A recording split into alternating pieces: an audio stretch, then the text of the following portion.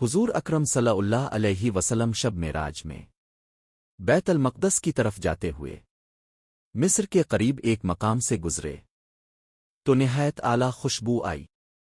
آپ صلی اللہ علیہ وسلم نے حضرت جبرائیل علیہ السلام سے پوچھا، یہ خوشبو کیسی ہے؟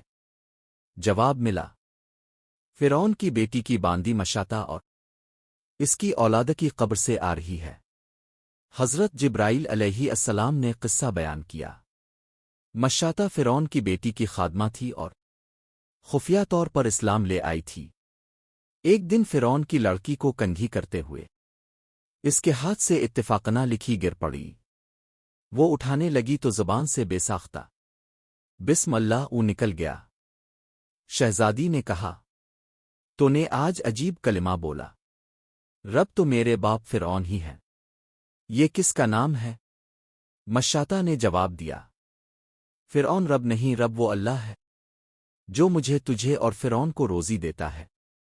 شہزادی نے اپنے باپ سے کہلوایا۔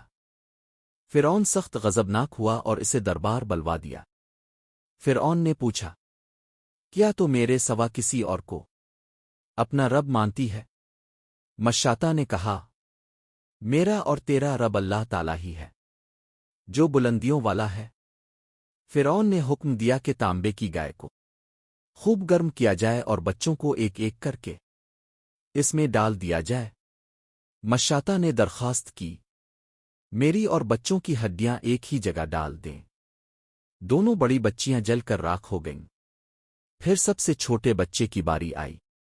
اللہ نے بچے کو زبان دی اور وہ بولا، اماں جان، افسوس نہ کرو، حق پر جان دینا سب سے بڑی نیکی ہے۔ آخر میں ماں کو بھی آگ میں جلا دیا گیا۔ یہ خوشبو جنتی محل سے آ رہی ہے۔ سبحان اللہ۔